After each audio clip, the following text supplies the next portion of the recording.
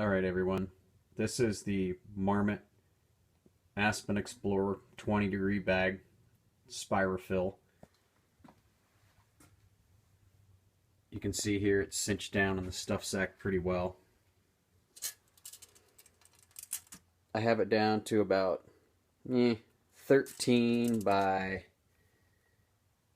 10-ish or so. It's a fairly compact little package. Look, it's obviously not a down bag. It's not going to compress tiny like one. It's much heavier. It's just about 4 pounds. But look, I mean, it was 89 bucks. Here's what it looks like in comparison to the Nano Wave 55, which actually is a pretty small little package. Weighs about 1.5 pounds.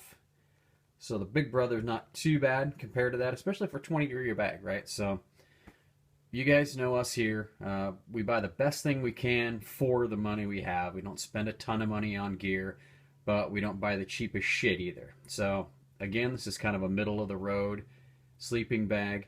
It will take up a decent amount of room if you put it in a pack. That's for absolute sure. But if you carry it in a bucket or strap it to the top or the bottom of the pack, hey, you know, good to go, right? And that's what we're going to do next week. So I'll pull this out, spread it on the floor so you can get a good look at it. And then later on in the video, you actually see this thing in action out in the woods. Here we go. So we have it out of the stuff sack now. I gave it a few minutes and shook it really well and fluffed up that insulation. And I'll tell you, I'm actually really happy with the amount of loft I've gotten out of this baby. See that all the way down. Decent foot box. I'll tell you, I'm actually a little bit disappointed in the amount of insulation that's in the foot box. I got in it just to play around a little bit, and I could really tell that there was way less down here than, you know, obviously up in the core. I get it. But my feet are always cold, so probably going to be extra pair of socks for real cold weather camping in this baby. So it says 20 degrees, so to the best of my research I can tell that's kind of a lower limit type of number. Seems the consensus on the comfort rating is around 30. Some people say 32. So for me, I usually add 10 degrees to that to be safe. So for me, this is a 40-degree bag. I sleep super cold. However, I've got a fleece liner I can throw in there, right? Should bring me down another 10 and still keep me down around that 30-degree mark, which will be great. This trip we're going on out there is going to be in the high 20s,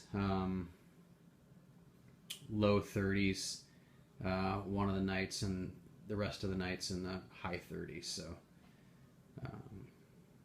yeah, it should be all right. But overall, I think she looks pretty good. It's a darn nice little bag. I love my Nano Wave 55. Absolutely love it. I like what Marmot does with their bags, even on these, you know, kind of lower mid-level cost bags here. So next stop, the woods.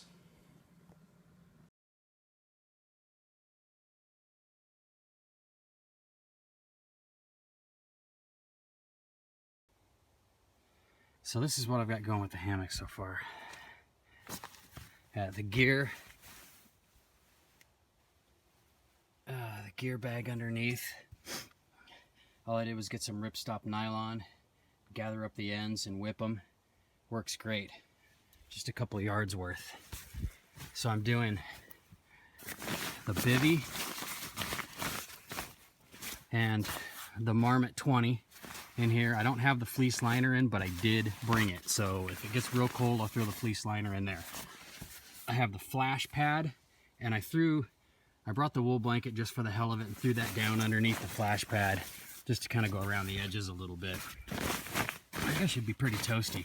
I tried out that bag at home before I came out, and I was pretty warm in it, so we'll see how it goes. It's only going to get down to 45 tonight. I mean, even if it was 35, I think I'm probably going to be okay with this setup in here. Plus, I've got the fleece liner too, in case I need it. So, see how it goes.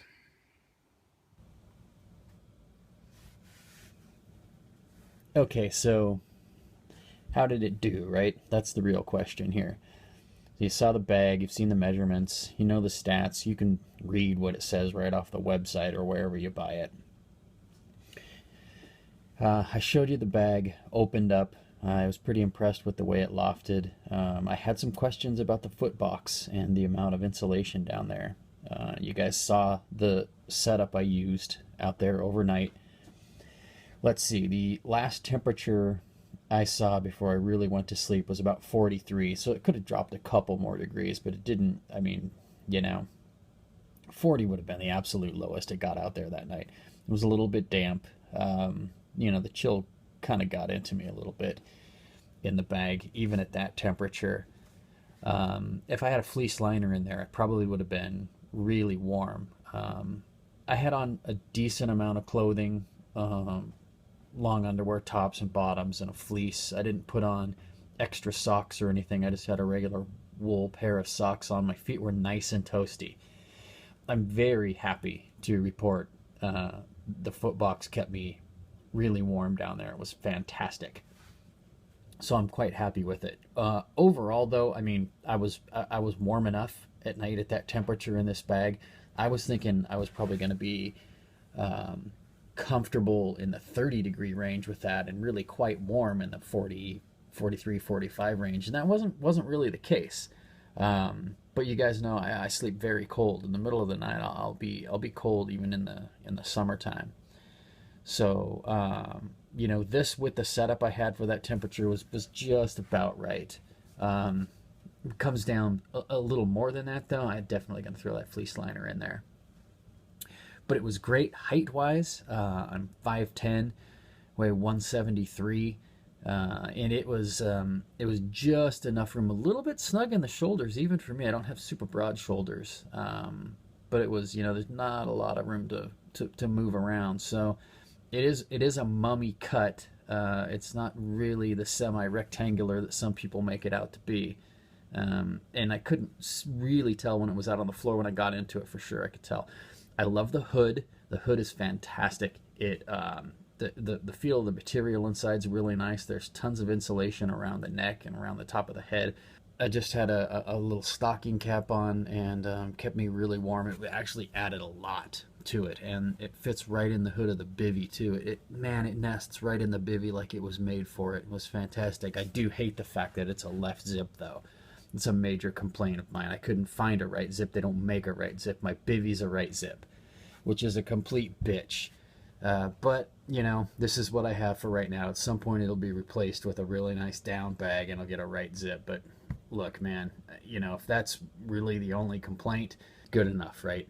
So I hope this was helpful on the Marmot. Find it at Dick's. I got it on sale. It seems like it's always there. Definitely recommend it. Good bag. Thanks for watching.